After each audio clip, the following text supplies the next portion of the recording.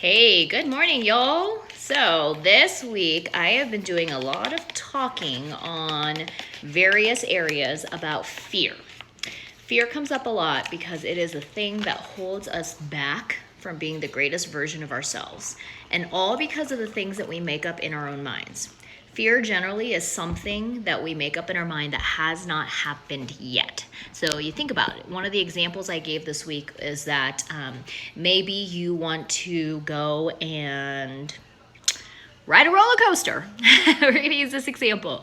Maybe you want to go and ride a roller coaster, but you're really scared and you're thinking in your mind of all the scenarios that might happen but have yet to happen yet. And so in your mind, you think of what if the engineering of the roller coaster is not good? What if, my seatbelt fails? What if the second security feature of the straps that go around me in addition to the seatbelts fail? Fear are all the scenarios that we make up in our minds that have not even happened yet, and they prevent us from going out and doing the things that we want to do, that we wish we could do, and become that version of ourselves that we would love to be, but we don't allow ourselves to do it because we say no.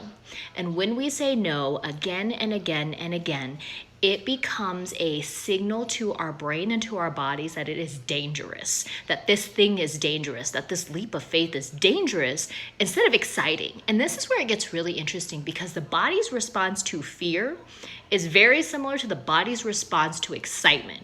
I find that when I am scared of something or when I'm excited about something, I get the same heart palpitations, I get the same body temperature rising, my face flushes, my stomach fills with butterflies of excitement or scared, whatever it is. But I find that the body's response is very similar in both situations. But when you find yourself saying no again and again and again, your brain signals, hey, this is dangerous. I need to go to work to protect this person from these scenarios and these situations. And you find yourself over and over again denying yourself the opportunity to see what's possible when you say yes. And it's not because you get rid of the fear or that the fear does not exist. The fears will always be there. Fears will always exist.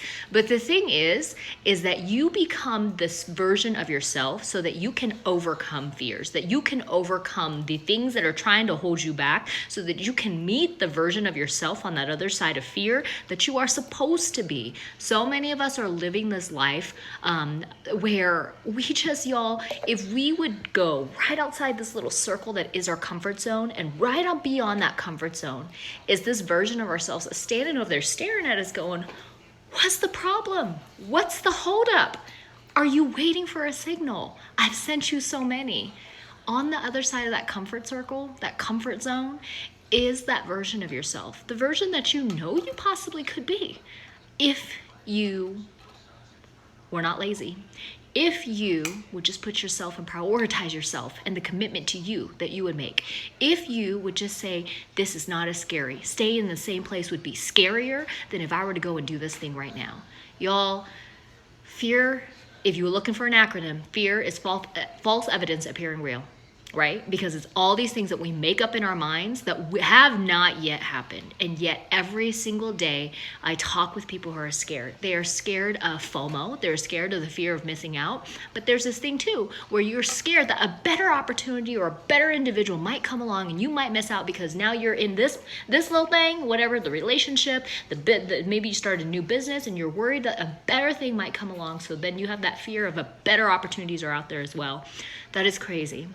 Because truly, if you're working on something and a better opportunity comes by, or let's say you're in a relationship and a better opportunity presents itself, first of all, I don't know why you put yourself in the opportunity to have something else better relationship-wise present itself, but that's a whole different conversation. But back to the better business opportunities. These are the things that make people think twice and thrice before they jump into something. Y'all, if something better comes up while you're working and grinding over here on this piece of the puzzle, you can stop at any time. You can. You're allowed to do that. Now, contract things and whatnot, that's a whole different story. But for the most part, the things that you jump into along the journey, the things that you jump into and take start and then you decide, okay, I'm gonna put my all into this. I'm gonna see if it's for me. I'm gonna learn anything from it.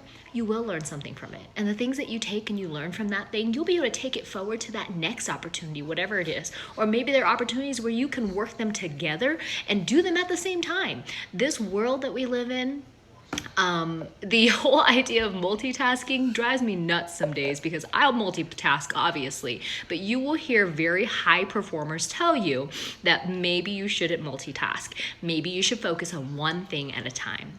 However, we have become so hyper-focused sometimes on, I need to do this one thing, but we live in this world where there are all these things. It's like the memes that say that there are so many tabs open in my brain right now, which is just always the case, by the way.